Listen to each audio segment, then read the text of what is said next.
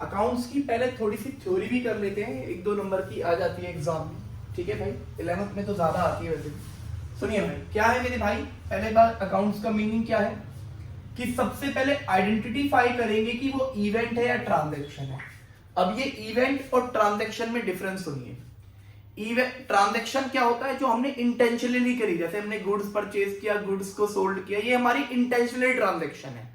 और सामान को बेच रहे हैं, सामान को हम क्या कहते हैं, हमने सैलरी पे करी, रेंट पे करी, दीज आर ट्रांजैक्शन।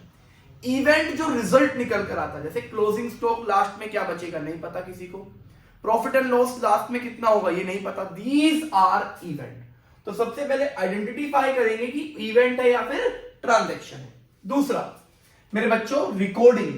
अभी आपने मुझसे सीखा कि हम क्या कर रहे थे, हमने सारी की सारी ट्रांजैक्शन की रिकॉर्डिंग करी, चाहे वो हमने गुड्स परचेज किया है, चाहे सैलरी पे करी है, चाहे रेंट पे किया है, these all the transaction are should be recording. तो रिकॉर्डिंग का दूसरा नाम हुआ जर्नलाइज, मतलब जर्नल एंट्री पास करना। क्लासिफिकेशन, इसका मतलब क्या होता है, जैसे कैश ट्रांजैक्शन कैश बुक में गई, परचेज बुक की ट्रांजैक्शन परचेज बुक में जाएगी, सेल बुक की ट्रांजैक्शन सेल बुक में जाएंगी। तो जो ट्रांजैक्शन है, जिस अकाउंट की जो ट्रांजैक्शन है, वो ट्रांजैक्शन उस अकाउंट में जाएगी। मतलब पहले सभी को इकट्ठा कर लिया, रिकॉर्ड कर लिया, उसके बाद सभी को क्लासिफाई कर रहे हैं, दीज आर क्लासिफाइड, इसे हम लेजर भी बोलते हैं। फिर हम एक समरी बनाते हैं कि कितना प्रॉफिट निकला, क्या प्रॉफिट एंड लॉस है, क्या बैलेंस शीट है। बैलेंस शीट में सारी एसेट को रखेंगे, सारी लायबिलिटी को रखेंगे, प्रॉफिट एंड लॉस में सारे एक्सपेंस होंगे, सारे लॉसेस होंगे। तो एक समरी बनेगी, क्योंकि हम आउटसाइडर को क्या करना चाहते हैं, कम्युनिकेशन, कि हम आउटसाइडर बंदे को कम्युनिकेट कर सके कि हमारी क्या पोजीशन है, अपने आप को कम्युनिकेट कर सके कि हमारा क्या प्रॉफिट है, क्या लॉस है। तो इसका मतलब वो कम्युनिकेशन के काम आती है। That is the meaning of accounting.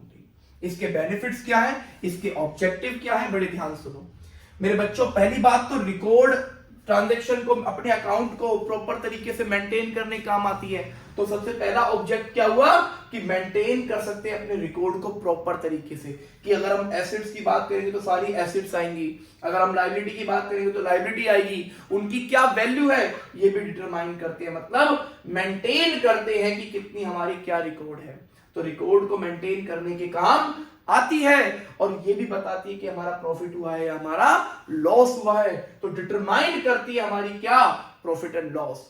और एक और है मेरे बच्चों, डिटरमाइन करती है फाइनेंशियल पोजीशन। अब मेरी फाइनेंशियल पोजीशन अच्छी है बेकार है कैसे डिसाइड करोगे, मेरे प्रॉफिट एंड लॉस को देखकर या मेरी बैलेंस शीट की एसेट और लायबिलिटी को। एक परिवार की क्या फाइनेंशियल पोजीशन है, उसकी संपत्ति देख के तो पता चलेगा, और एक फर्म की क्या फाइनेंशियल पोजीशन है, उसकी एसेट्स को देखकर ही तो पता चलेगा कि उसकी कितनी लायबिलिटी और कितनी उसकी एसेट्स है। तो इसके बेसिस पे आप बता सकते हो उसकी क्या फाइनेंशियल पोजीशन है। मतलब एक तरीके से ये हमारी बैलेंस शीट है, हमारी एसेट्स और लायबिलिटी को बताएगी। समझ में आया मेरे बच्चों। और मेरे बच्चों प्रोवाइड करती है इंफॉर्मेशन। हाँ, आउटसाइडर यूजर के तो काम आई थी कि इंफॉर्मेशन प्रोवाइड करते, जिसको जैसी इंफॉर्मेशन चाहिए उसको वैसी इंफॉर्मेशन मिल जाती है। मेरे बच्चों ब्रांच देखिए मेरे भाई, ब्रांच ऑफ अकाउंटिंग क्या है, फाइनेंशियल अकाउंटिंग जो कर रहे हो कि सारी ट्रांजैक्शन को रिकॉर्ड कर रहे हो, सेल परचेज जितनी सारी ट्रांजैक्शन उनको रिकॉर्ड करते हो, वो फाइनेंशियल अकाउंटिंग है। तो आपने सेल किया, परचेज किया, गुड्स बेचा, जितनी ट्रांजैक्शन करो that is a financial accounting. समझ में आ गया। तो जो आप बुक्स ऑफ अकाउंट्स बनाते हो वो क्या है, फाइनेंशियल अकाउंटिंग है। मतलब जितना भी आप रिकॉर्ड करते हो, प्रॉफिट एंड लॉस अकाउंट बनाते हो, बैलेंस शीट बनाते हो, ये क्या है, ये आपकी फाइनेंशियल अकाउंटिंग है। मेरे बच्चों कॉस्ट अकाउंटिंग क्या होती है, एक मोस्ट इंपॉर्टेंट ब्रांच है।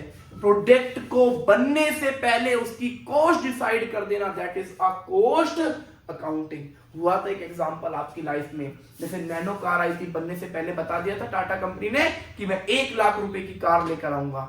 मतलब उस प्रोडक्ट को बनने से पहले क्या बता देना, उसकी कॉस्ट डिटरमाइन करना, that is a cost accounting. और जो कॉस्ट अकाउंट जो अकाउंटिंग मैनेजरियल सेक्टर को डिफाइन करे, मतलब मैनेजर सेक्टर को बताए कि मैनेजमेंट करने में हेल्प करे, कि आपको कोई डिसीजन लेना है, जैसे मैनेजर जो डिसीजन लेते हैं कि कोई सामान कब बनाना है, कब खरीदना है, कितना कैश है हमारे पास, कितनी एसेट परचेज करनी है, कहां इन्वेस्टमेंट करनी है, कहां से पैसा आएगा।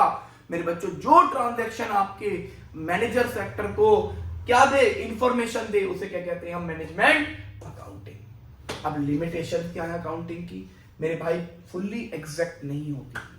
आपको जितनी अकाउंटिंग आती है आप बोलोगे भैया हाँ उतनी होती है अकाउंटिंग, जितनी मुझे आती है उतनी अकाउंटिंग होती है। इसका मतलब क्या है, जिसको जितनी इंफॉर्मेशन पता है वो उतनी अकाउंटिंग कर पाएगा। मतलब हमेशा कोई इंसान 100% एग्जैक्टली नहीं होगा। समझ में आ गया मेरे बच्चों। अगला मेरे बच्चों, इग्नोर करता है क्वालिटी।